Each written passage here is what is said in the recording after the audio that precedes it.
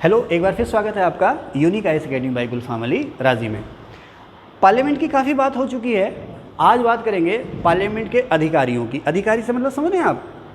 Speaker, deputy speaker, chairman, deputy chairman, इनकी बातें आज हम करेंगे। तो बिना समय गवाए आगे बढ़ते हैं। सबसे पहले एक शब्द आता है प्रोटेम स्पीकर।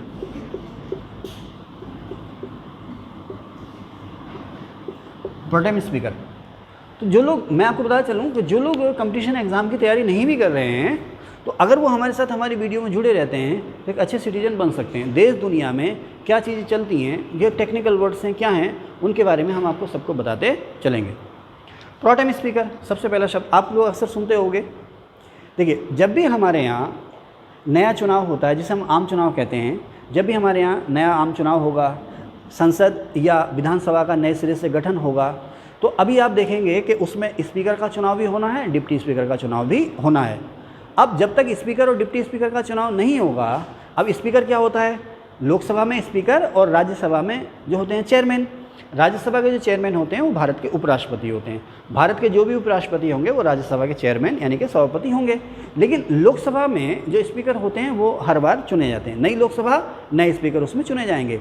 तो लोकसभा के स्पीकर का या राज्यसभा के जो चेयरमैन का जो काम है वो हाउस में मॉनिटर का काम है। जैसे एक क्लास में मॉनिटर होता है ना, उसकी जिम्मेदारी होती है क्लास को चलाने की, या क्लास का टीचर होता है उसकी जिम्मेदारी होती है क्लास को चलाने की। तो उसी तरह से लोकसभा और राज्यसभा को चलाने की जो जिम्मेदारी होती है इनके मुखिया की होती है। लोकसभा के जो मुखिया होते हैं उन्हें हम कहते हैं स्पीकर या लोकसभा का अध्यक्ष, और राज्यसभा के जो मुखिया होते हैं उन्हें हम कहते हैं चेयरमैन या राज्यसभा के सभापति। ठीक है, तो अभी हम बात करेंगे लोकसभा के स्पीकर की।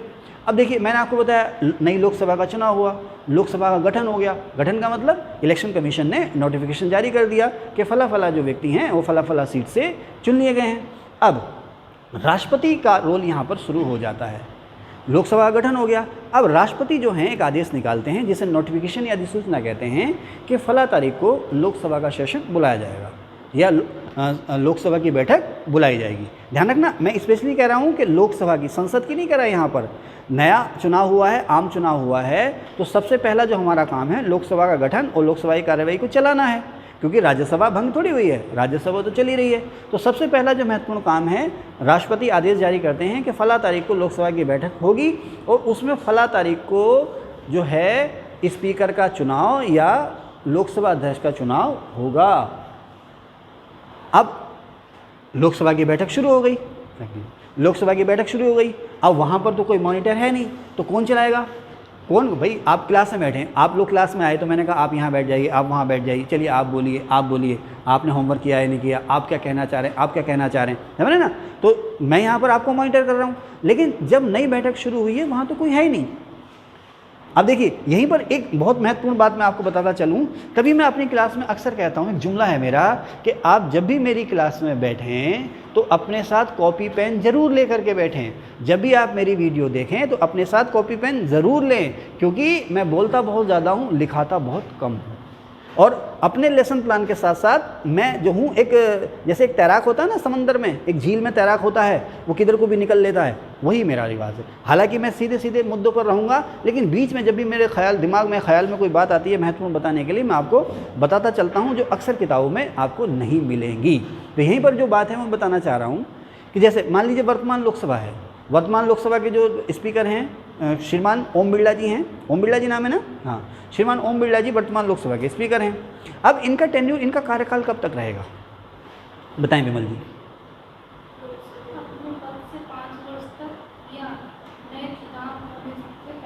वेरी गुड, शाबाश। देखिए, इसको मैं और सही कर देता हूँ। जो वर्तमान लोकसभा के स्पीकर हैं या उससे पहले भी जो लोकसभा रही होंगी, आमतौर पर आप ये कहेंगे जब लोकसभा भंग हो जाएगी, जब लोकसभा का कार्यकाल खत्म हो जाएगा, स्पीकर का कार्यकाल भी खत्म हो जाएगा ना, ऐसा नहीं। वर्तमान जो स्पीकर हैं अपने पद पर तब तक बने रहेंगे जब तक कि लोकसभा की पहली बैठक शुरू ना हो जाए। सपोज लोकसभा की पहली बैठक कल शुरू होनी है तो आज रात 12 बजे तक ये अपने पद पर बने रहेंगे। और इन्हें, अब मान लीजिए, आप ध्यान से सुनिएगा क्या कह रहा हूँ मैं, कि लोकसभा के जो वर्तमान स्पीकर हैं इनका कार्यकाल लोकसभा के भंग होने के बाद खत्म नहीं होगा। ये अपने पद पर तब तक बने रहेंगे जब तक कि नई चुनी हुई लोकसभा की पहली बैठक ना शुरू हो जाए, और नई चुनी लोकसभा के एक दिन पहले रात को 12 बजे तक ये अपने पद पर बने रहेंगे। ठीक है ना। अब क्या ये अगली बार चुने जाएंगे? अगर ये लोकसभा के मेंबर के रूप में चुने जाते हैं तो, और अगली बार लोकसभा इन्हें फिर से स्पीकर के रूप में चुनती है तो ठीक है, नहीं तो कोई बात नहीं है, क्योंकि जब नई लोकसभा आएगी तो उसमें सब कुछ नया सिरे से होगा। तो वर्तमान जो स्पीकर हैं वो अगर फिर से लोकसभा का चुनाव जीत के आते हैं तो नई लोकसभा का जब गठन होगा, बैठक होगी, इनको उसमें इनको चुना जाता तो ये चुन लिए जाएंगे, नहीं तो जैसे अन्य मेंबर बैठ करके कार्यवाही में भाग लेते हैं यही भाग लेते हैं। अच्छा, यहीं पर एक बात और मैं आपको कहता चलूँ, स्पीकर अपने पद पर बना हुआ है, लोकसभा भंग हो गई है लेकिन स्पीकर अपने पद पर बना हुआ है। अब नया चुनाव होता है, उस चुनाव में जो वर्तमान स्पीकर हैं फिर से लोकसभा का चुनाव लड़ते हैं और हार जाते हैं, तो ऐसे में क्या होगा? अगर वो लोकसभा का चुनाव हार जाते हैं तो भी वो अपने पद पर तब तक बने रहेंगे जब तक कि नई लोकसभा की पहली बैठक शुरू ना हो जाए, ध्यान रखना। ओके, अब आगे चलते हैं। अब राष्ट्रपति जो हैं एक तारीख तय कर देते हैं कि इस तारीख से लोकसभा की बैठक बुलाई जाएगी, और उसमें सबसे पहला जो काम होता है राष्ट्रपति का वो होता है कि वो किसी को भी प्रोटेम स्पीकर नियुक्त कर देते हैं। प्रोटेम स्पीकर मैंने लिखा भी है, प्रोटेम स्पीकर जो अक्सर कंपटीशन एग्जाम में सवाल आता है कि प्रोटेम स्पीकर कहाँ होते हैं, उसमें राज्यसभा, विधान परिषद, लोकसभा ऑप्शन आपको दिए रहेंगे। तो आप ध्यान रखना, राज्यसभा और विधान परिषद समझते ना, राज्यों में होती है विधान परिषद, हर राज्य में तो है नहीं विधान परिषद, तो राज्यसभा और विधान परिषद में प्रोटेम स्पीकर नहीं होते हैं क्योंकि ये कभी भंग नहीं होती हैं। प्रोटेम स्पीकर जो होते हैं वो केवल विधानसभा और लोकसभा में होते हैं।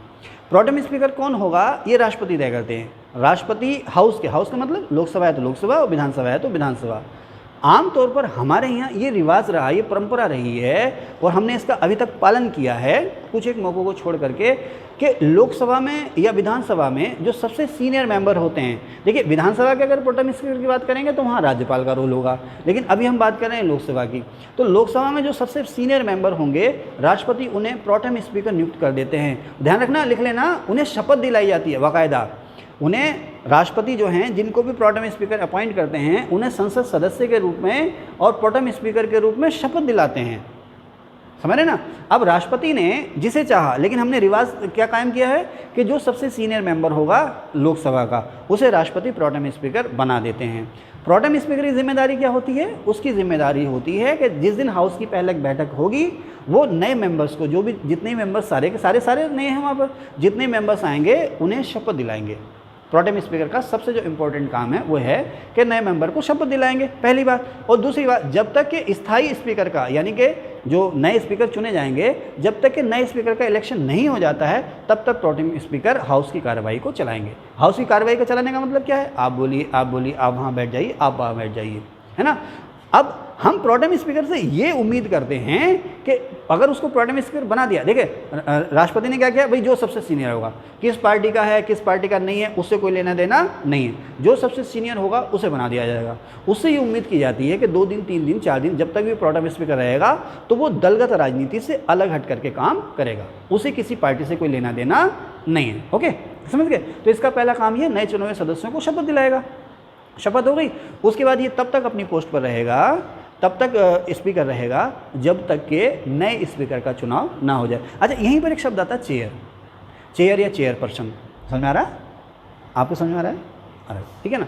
यहीं पर एक शब्द आता है चेयर या चेयरपर्सन, समझ रहे हैं? यहीं पर एक शब्द आता है चेयर या चेयरपर्सन। देखिए यहाँ पर मैं आपको अपनी क्लास में पढ़ा रहा हूँ, मेरी क्लास है, मैं आपको अपनी क्लास में पढ़ा रहा हूँ, और ये एक ऊँची सी कुर्सी है, मैं इस पर बैठ गया। आप लोगों के लिए मैंने कुर्सियों का इंतज़ाम कर रखा, आप लोग भी बैठे, दरी पे थोड़ी बैठे, कुर्सी पे बैठे हैं आप लोग, ठीक है ना। मैं बैठा हूँ और अब यहाँ पर मैं आपको पढ़ा रहा हूँ, तो अब अगर इसको जो है कि 2 मार्गी शिक्षण की बात करूँ तो हम पढ़ाते हुए मैं आपको पढ़ा भी रहा हूँ, आपसे साथ ही साथ फीडबैक भी लेता रहूँगा, आपसे क्वेश्चन भी पूछता रहूँगा। इसी बीच अगर आपकी कोई प्रॉब्लम है, सर प्यास लग रही है, सर भूख लग रही है, सर छुट्टी कर दो, तो आप अपनी बात रख भी सकते हैं। लेकिन कौन अपना क्वेश्चन पूछेगा, कौन नहीं पूछेगा, छुट्टी किस समय होगी, आज क्या पढ़ाया जाएगा, क्या नहीं पढ़ाया जाएगा, है ना, कौन सा सवाल पूछा जाएगा, कौन सा सवाल नहीं पूछेगा, कौन कहाँ बैठेगा, आप लोग आपस में लड़ भी तो लगते हो ना, सर ये मेरी सीट है, ये मेरी सीट है, तो कौन कहाँ बैठेगा अल्टीमेटली डिसाइड कौन करेगा? मैं। और मैं किस पे बैठा हूँ? चेयर पे। तो क्लास चल रही है तो एज ए क्लास टीचर आप मेरा सम्मान कर रहे हैं, ठीक है, लेकिन क्लास चल रही है तो क्लास को कंडक्ट मैं कर रहा हूँ, चला मैं रहा हूँ, तो मैं किस पर बैठा हूँ? चेयर पर। तो मुझे कहा जाएगा चेयरपर्सन। हिंदी में चेयर को कह देते हैं पीठ, और आमतौर पर और हिंदी में इसका पूरा नाम हो जाता है पीठासीन। इसीलिए लोकसभा राज्यसभा में जो अधिकारी होते हैं इनको कहते हैं पीठासीन अधिकारी या चेयरपर्सन। तो साहब ये चेयर है, इस चेयर पे मैं बैठा हूँ, तो अब चेयर पे बैठा हूँ तो इस चेयर में इतनी जान है कि अब जो मैं चाहूँगा वही मैं करूँगा। हाँ, अलग संविधान, डेमोक्रेसी, नियम कानून से अलग जाऊँगा तो आपके पास पावर है, आप मुझे हटा सकते हैं, बायकॉट कर सकते हैं मेरा, समझ ना। तो चेयरपर्सन का मतलब पीठासीन। तो स्पीकर जो है तब तक, जो प्रोटेम स्पीकर है तब तक चेयरपर्सन रहेगा, तब तक पीठासीन रहेगा जब तक के विधिवत नया चुना हुआ चेयरपर्सन वहाँ पर आकर के ना बैठ जाए। ठीक है, आगे चलते हैं। अब मैं चेयर से उड़ जाता हूँ। अब समझ गए आप चेयरपर्सन। अक्सर सवाल आता है कि सदन में पीठासीन कौन है, पीठासीन कौन है? तो जो भी उस समय सदन का मॉनिटर है वो चेयरपर्सन होगा। तो अभी जो है pro tem speaker, speaker, deputy speaker, अगर ये स्पीकर और डिप्टी स्पीकर दोनों ही हाउस में नहीं है फिर कौन चेयरपर्सन होगा, इसकी बात भी मैं करूंगा। आप अंत तक मेरे वीडियो में बने रहिए। यहीं पर मैं आपसे एक रिक्वेस्ट करूंगा कि मेरा ये प्रयास है कि जितने भी स्टूडेंट हैं जो किसी भी वजह से, चाहे वो फाइनेंशियल रीजन हो, घरेलू रिस्पॉन्सिबिलिटीज़ हों या कोई और वजह हो, जो किसी कोचिंग में नहीं जा पा रहे हैं, जिनको पढ़ने के लिए पर्याप्त सुविधाएं नहीं मिल रही हैं, वो हमारे साथ जुड़े रहिए। हमारी क्लास बिल्कुल निःशुल्क है। अगर आप वनडे की तैयारी करना चाह रहे हैं, वनडे एग्ज़ाम की, तो उसमें भी आपको फ़ायदा मिलेगा। आप यूपीएससी तक की तैयारी करना चाह रहे हैं, प्री इवन मेंस तक की, उसमें भी आपको फ़ायदा मिलेगा। और मेरी आपसे रिक्वेस्ट है, मैं आपसे कोई फ़ीस नहीं ले रहा, लेकिन मेरी फ़ीस यही है कि इसी समय आलस ना कीजिए, इसी समय आप मेरी वीडियो को लाइक भी कीजिए, जितना अपने ग्रुप में अपना फ्रेंड से शेयर कर सकते हैं शेयर भी कीजिए, और प्लीज़ इसको सब्सक्राइब ज़रूर करवाइए ताकि मेरा हौसला बढ़ा रहे। आगे चलते हैं। अब तो मैं कहाँ था? मैं यहाँ था। प्रोटेम स्पीकर अपॉइंट हो गए। प्रोटेम स्पीकर का काम है नए स्पीकर का इलेक्शन होने तक वो चेयरपर्सन बना रहेगा। अब स्पीकर का जो इलेक्शन होता है राष्ट्रपति द्वारा दी गई तारीख को होता है। ध्यान रखना, भारत का जो चुनाव आयोग है, इलेक्शन कमीशन जो है, उसका लोकसभा के स्पीकर या डिप्टी स्पीकर के इलेक्शन में कोई रोल नहीं है। ध्यान रखना इस बात को, ठीक है। तो अब राष्ट्रपति द्वारा तय तारीख को जो है कि स्पीकर का चुनाव होगा। अब इसमें जो चुनाव अधिकारी नियुक्त होते हैं, आमतौर पर लोकसभा सचिवालय के जो सचिव होते हैं, लोकसभा सचिवालय के जो सचिव होते हैं, उन्हें यहाँ पर इलेक्शन कमिश्नर या चुनाव आयुक्त या चुनाव अधिकारी अपॉइंट किया जाता है। उनकी देखरेख में और प्रोटेम स्पीकर की देखरेख में इलेक्शन होता है। अब 2 कैंडिडेट हों, 3-4 कैंडिडेट जितने भी हों, इलेक्शन होता है। इलेक्शन के बाद जिसको सबसे ज़्यादा वोट मिलते हैं वो स्पीकर बन जाता है। देखिए, आमतौर पर जब आम चुनाव होता है तो आम चुनाव के बाद सबसे पहला जो महत्वपूर्ण काम होता है वो स्पीकर का चुनाव होता है। ठीक है, प्रधानमंत्री बन गए, सबसे पहले तो सरकार का गठन हो गया, प्रधानमंत्री बन गए, मंत्रिपरिषद का गठन हो गया, मंत्री बन गए। अब उसके बाद जो शक्ति परीक्षण होगा, देखिए जैसे मान लीजिए 2024 में चुनाव होते हैं, किसी भी पार्टी को बहुत मिल जाता है, राष्ट्रपति उनसे कहते हैं ठीक है आप सरकार बना लीजिए, और राष्ट्रपति उनसे ये नहीं कहते कि आप हाउस में अपनी मेजोरिटी प्रूव करो, राष्ट्रपति उनसे नहीं कहते कि आप अपनी हाउस में मेजोरिटी प्रूव करो, लेकिन स्पीकर का जो चुनाव है वो मेजोरिटी को प्रूव करने का एक माध्यम भी है। हर सरकार ये चाहती है कि हमारा कैंडिडेट हो, जिसे हम समर्थन दे रहे हैं, जिसे हम सपोर्ट दे रहे हैं, वो स्पीकर बने। ठीक है, तो अब जो सरकारी कैंडिडेट है, यानी कि जो सत्ताधारी दल है, उसका जो कैंडिडेट है, अगर वो स्पीकर के चुनाव में हार जाता है तो जाहिर सी बात है उस सरकार के पास मेजोरिटी नहीं है, सदन का भरोसा नहीं है। तो स्पीकर का जो चुनाव है ये सरकार को मौका देता है कि वो अपना बहुमत यहाँ पर सिद्ध करे। एक मौका और है जो बिना विश्वास या विश्वास प्रस्ताव के सरकार को मौका देता है या विपक्ष को मौका देता है कि वो सरकार के बहुमत की जांच दे, वो है राष्ट्रपति के भाषण पर धन्यवाद प्रस्ताव। ये क्या होता है मैं किसी नेक्स्ट वीडियो में आपसे बात करूँगा। चलिए, अब स्पीकर का चुनाव हो गया, स्पीकर चेयरपर्सन हो गया। तो जैसे ही स्पीकर का चुनाव होता है, हाउस के कुछ सीनियर मेंबर हैं, प्रधानमंत्री मौजूद हैं, तो वो पूरे सम्मान के साथ स्पीकर को चेयर पे ले जाते हैं, यानी कि पीठ पर ले जाते हैं, बिठा देते हैं, और जो प्रोटेम स्पीकर हैं उसके बाद वो भी आम सदस्य हो जाते हैं। अब यहीं पर एक क्वेश्चन आता है, मेरे साथ आप कॉपी पेन लेके चलते रहिए और जो भी चीज़ें आएँ उनको लिखते रहिए। वीडियो को पॉज कीजिए, जो भी आपको इंपॉर्टेंट लगे उसको नोट कर लीजिए। ठीक है, मेरी पॉलिटी की क्लास जो होती है वो किस्से कहानियों की तरह होती है, इसमें आपको अलग से नोट्स मैं नहीं दूंगा। आप कॉपी पेन लेके बैठिए, उसको सुनते रहिए, लिखते रहिए। ओके, अब यहाँ पर प्रोटेम स्पीकर का रोल खत्म हो गया। स्पीकर जो है अब हाउस का मॉनिटर बन चुका है। ठीक है, अब स्पीकर की क्या जिम्मेदारी है? अब सवाल ये आता है कि क्या स्पीकर शपथ लेता है? स्पीकर अपने पद की शपथ लेता है, कहते हैं ना पद और गोपनीयता की शपथ। एक मिनट, तो अब क्या जो हमारा जो मैंने आपको बताया प्रोटेम स्पीकर को जो शपथ दिलाते हैं वो तो राष्ट्रपति दिलाते हैं। ठीक है, अब जो स्पीकर होता है क्या वो शपथ लेता है अपने अलग से पद की? ध्यान रखना, बुक्स में भी आपको मिल जाएगा, जो स्पीकर होगा लोकसभा का, जो स्पीकर होगा वो स्पीकर के रूप में शपथ नहीं लेता है। ध्यान रखना, स्पीकर के रूप में शपथ नहीं लेता है। वो जो आम मेंबर, जो लोकसभा के सभी सदस्य जब शपथ लेते हैं, उन्हीं के साथ वो लोकसभा सदस्य के रूप में शपथ लेता है। लोकसभा का स्पीकर अलग से लोकसभा स्पीकर के रूप में शपथ नहीं लेता है। जो अन्य मेंबर होते हैं लोकसभा के, उन्हीं के साथ वो एक सामान्य सदस्य के रूप में शपथ लेता है। ठीक है। हाँ, ये ज़रूर है कि लोकसभा का जो स्पीकर या अध्यक्ष है, उसके जो विशेषाधिकार हैं, वेतन भत्ते हैं या अन्य जो अधिकार हैं, वो अन्य सांसदों से अलग होते हैं। लोकसभा के जो अन्य सांसद हैं उससे ऊपर होते हैं लोकसभा सदस्य को। ठीक है, आगे चलते हैं। लोकसभा अध्यक्ष को, सॉरी, स्पीकर को, आगे चलते हैं। अब यहीं पर बात आती है कि स्पीकर की ड्यूटीज या स्पीकर के फंक्शन क्या हैं, क्या काम करता है स्पीकर। अब उसके कामों को बताने से पहले मैं आपको बता दूं कि जब भी किसी को हम लोकसभा का स्पीकर बनाते हैं तो ये उससे उम्मीद करते हैं कि अब वो दलगत भावना से या दलगत राजनीति से ऊपर उठ जाएगा। शुद्ध हिंदी का शब्द है, बड़ा मज़ेदार, दिलचस्प, मैं आपको इसको समझाने की कोशिश करता हूँ।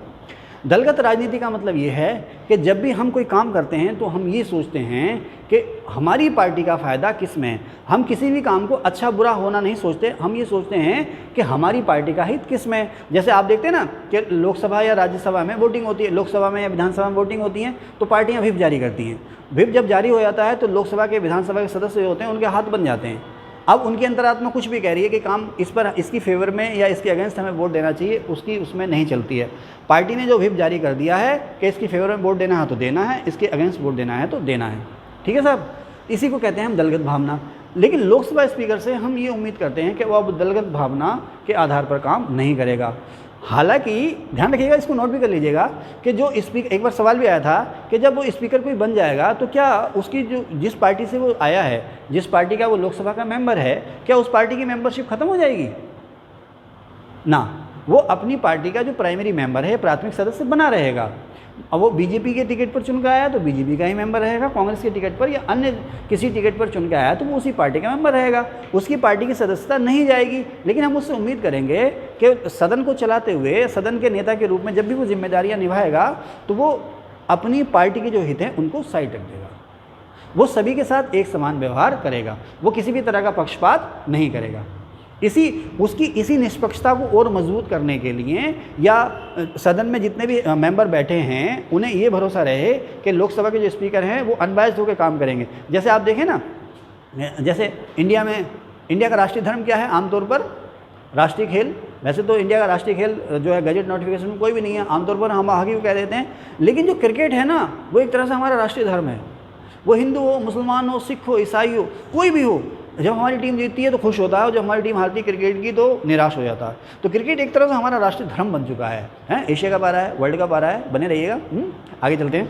तो जैसे क्रिकेट के खेल में या अन्य किसी खेल में जो अंपायर होता है उससे ये उम्मीद की जाती है कि अगर आपके देश की टीम भी खेल रही है तो आप इसमें पूरी तरह से निष्पक्ष होकर के फैसले देंगे, बिल्कुल भी न्यूट्रल रहेंगे। आपको खेल, अंपायर का काम क्या है? खेल के नियम कानूनों को खेल में लागू करना, ये देखना कि नियम कानूनों का पालन हो और जो खेल खेला जा रहा है पूरी तरह से खेल की भावना से निष्पक्ष रूप से खेला जाए। वही उम्मीद हम करते हैं लोकसभा में, लोकसभा अध्यक्ष से, विधानसभा अध्यक्ष से या राज्यसभा के सभापति से कि वो दलगत राजनीति से अलग होकर के सभी के साथ समान व्यवहार करेंगे। इसी चीज़ को और पुष्ट करने के लिए एक शब्द आता है डिसाइडिंग बोर्ड या निर्णायक बोर्ड। निर्णायक बोर्ड या डिसाइडिंग बोर्ड। आपको पता है कि हाउस में अलग अलग मसलों पर वोटिंग होती रहती है, लोकसभा में, राज्यसभा में अलग अलग मामलों पर वोटिंग होती रहती है। इसके अलावा अगर कोई भी प्रस्ताव पास हो रहा है, कोई बिल पास हो रहा है, कोई भी कानून बन रहा है तो वोटिंग होती है। तो हमने लोकसभा अध्यक्ष के हाथ यहाँ पर बांध रखे हैं, संविधान ने बांध रखे हैं कि वो कभी भी पहला वोट नहीं देगा। पहला वोट का मतलब ये है कि लोकसभा में किसी भी मसले पर अगर वोटिंग हो रही है तो वहाँ पर लोकसभा अध्यक्ष को वोट देने पर रोक है। लोकसभा अध्यक्ष ना कह करके मैं ये कहूँगा कि जो भी चेयरपर्सन है, पीठ पर जो भी बैठा है, चाहे वो लोकसभा अध्यक्ष बैठा है, उपाध्यक्ष बैठा है या उन दोनों की अनुपस्थिति में अन्य कोई व्यक्ति पीठ पर बैठा, चेयर पर बैठा है, तो उसकी निष्पक्षता को बनाए रखने के लिए उसको रोका गया है वोट देने के लिए। किसी भी प्रस्ताव पर वो वोट नहीं देगा। लेकिन अगर वोट बराबर हो जाते, कहते ना हेड टेल करते ना, अगर सिक्का खड़ा हो जाए, अब सिक्का खड़ा हो गया सीधा, ना हेड आया ना टेल आया तो क्या काम करोगे? ठीक है ना, ऐसी स्थिति हो जाती है। अगर वोट बराबर हो जाते हैं तो ऐसे में अब लोकसभा अध्यक्ष को वोट देने का अधिकार है। भाई मान लीजिए कोई बिल है, है ना, कोई प्रस्ताव है उस पर वोट बराबर हो जाते हैं, पक्ष में भी इतने वोट और विपक्ष में भी उतने वोट। अब क्या होगा, तो ऐसे में आप लोकसभा अध्यक्ष को या जो चेयरपर्सन है या पीठासीन है उसे वोट देने का अधिकार है। अब क्यों वोट देने का अधिकार है, अभी निर्णय करें, क्यों वोट तो बराबर हो गया, अब निर्णय करें, तो इसलिए इसके वोट को कहा जाता है निर्णायक वोट। अब इसे यहाँ वोट देने का अधिकार है। अब वो जिसे चाहे उसे वोट दे, इस पर व्हिप लागू नहीं होता। ध्यान रखना, लोकसभा का जो अध्यक्ष है उस पर अब इस स्थिति में व्हिप लागू नहीं होगा, क्योंकि वो अब डिसाइडिंग वोट देने का उसको अधिकार है। आगे चलते हैं।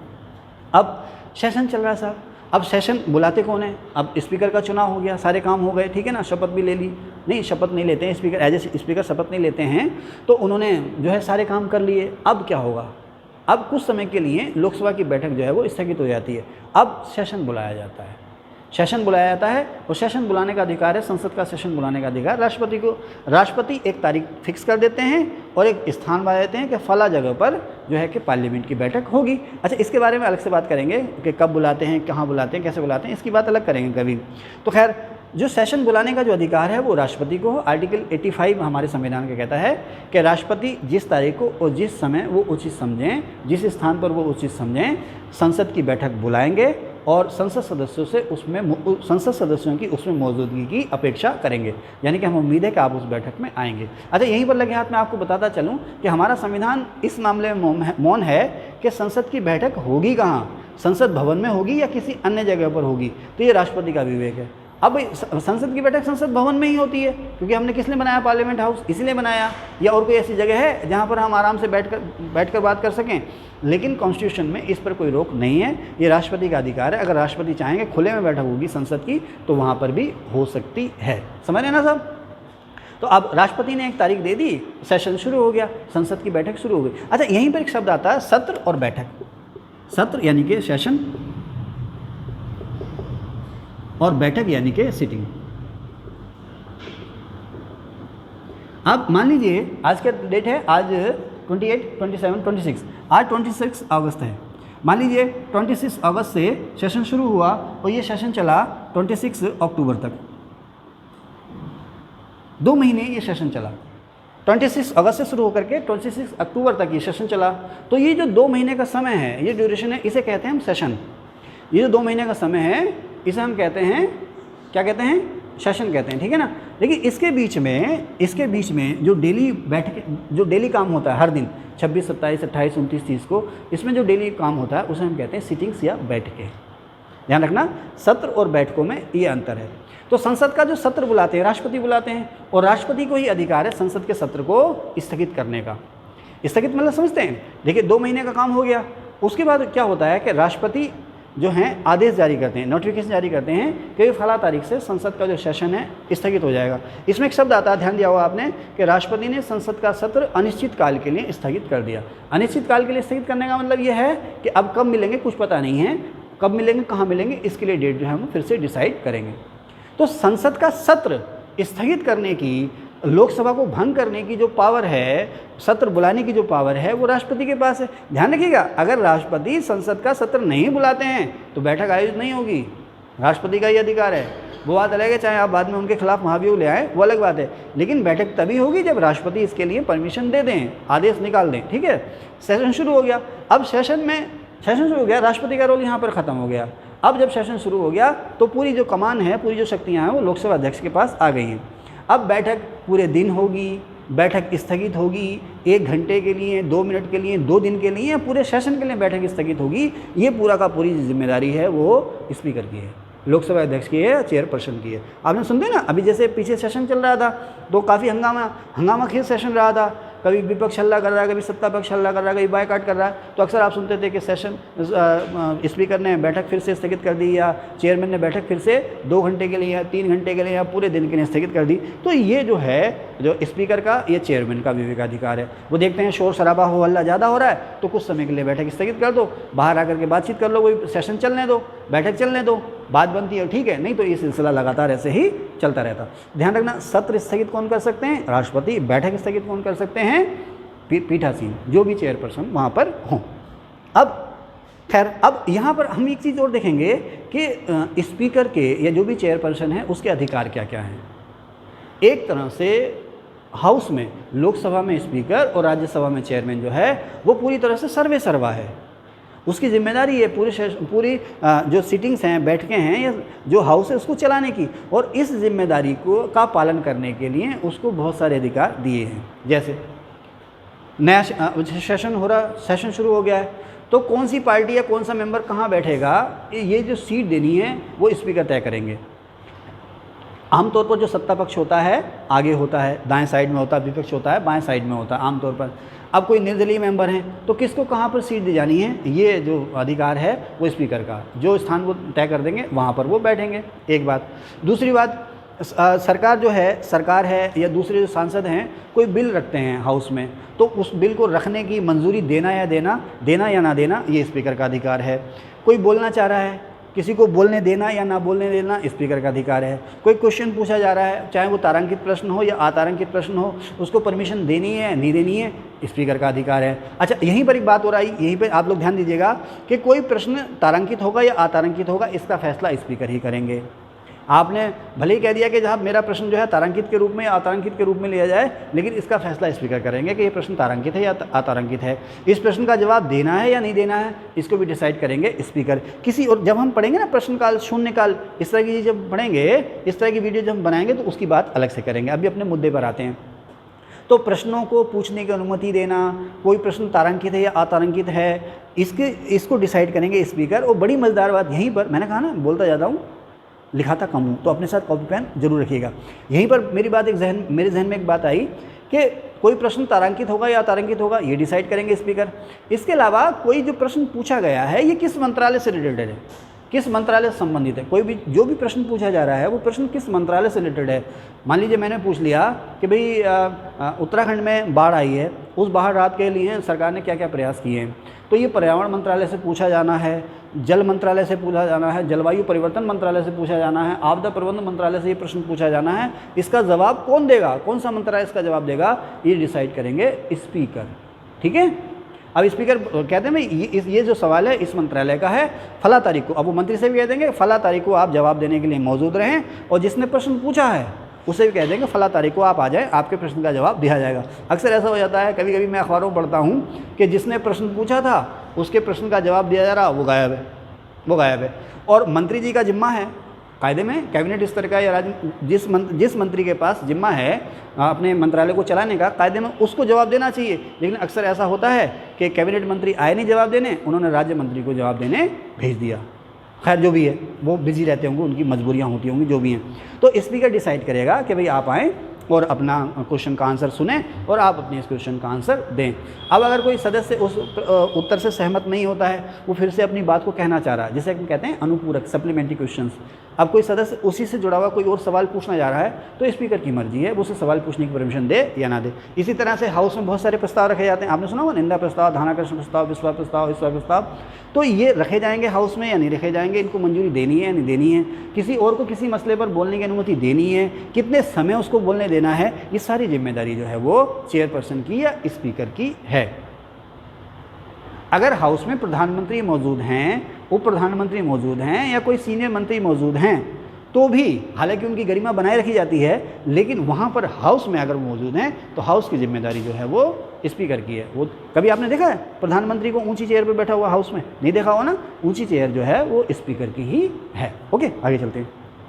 तो इस तरह से हमने देखा स्पीकर का चुनाव कैसे होता है और क्या क्या उसको शक्तियाँ, क्या क्या उसको अधिकार मिले हुए हैं। डिसाइडिंग वोट की भी हमने बात की। अच्छा, यहीं पर हम जब ज्वाइंट सेशन की बात करेंगे तो इसमें अलग से आपको डिटेल से बताएंगे कि जब भी लोकसभा या राज्यसभा का ज्वाइंट सेशन होता है तो उसके जो चेयरमैन होते हैं वो लोकसभा के स्पीकर ही होते हैं।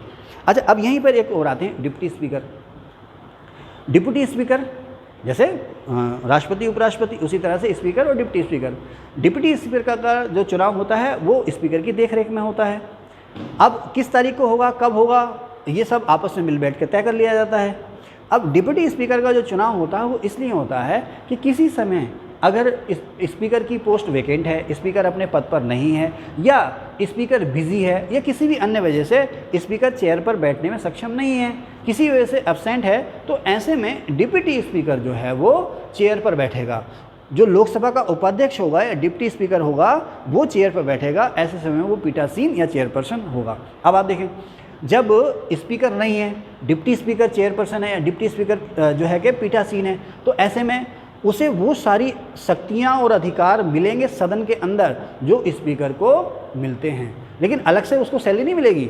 सैलरी उसको संसद सदस्य के रूप में मिलेगी, लोकसभा के सदस्य के रूप में मिलेगी। लेकिन जब सेशन चल रहा है और सेशन के अंदर वो है, ध्यान रखना बाहर नहीं, सेशन के अंदर वो है, सेशन चल रहा है, तो डिप्टी स्पीकर को वो सारे अधिकार मिलेंगे जो स्पीकर को मिलते हैं। जैसे स्पीकर महोदय आएंगे वो अपनी सीट पर उठ के चले जाएंगे। अच्छा, मजे की बात यह है कि जब डिप्टी स्पीकर और स्पीकर दोनों की पोस्ट खाली हो या दोनों ही उस पर चेयर पर ना बैठे हो, पीठासीन ना हो, तो फिर हाउस को कौन चलाएगा? तो इसके लिए ना लोकसभा में एक पैनल तैयार किया जाता है, एक पैनल तैयार किया जाता है और उसमें सीनियरिटी के क्रम में कि भाई मान लीजिए सबसे सीनियर आप हैं तो आप देखेंगे, आप नहीं है तो फिर आप देखेंगे, आप नहीं है तो फिर आप देखेंगे, ठीक है। उसकी बात फिर कभी बाद में। अब आगे चलते हैं। तो मैंने आपको बताया स्पीकर, डिप्टी स्पीकर, सेशन क्या होता है। तो यहीं पर मैंने आपको बताया कि हमारे यहाँ परंपरागत रूप से 3 सेशन होते हैं, शीत सत्र, ग्रीष्म सत्र और मानसून सत्र। अब इस वीडियो में यहीं तक। एक बार फिर आपसे रिक्वेस्ट है कि आप हमारी वीडियो को लाइक भी करें और शेयर भी करें और प्लीज़ सब्सक्राइब जरूर करें। Thank you.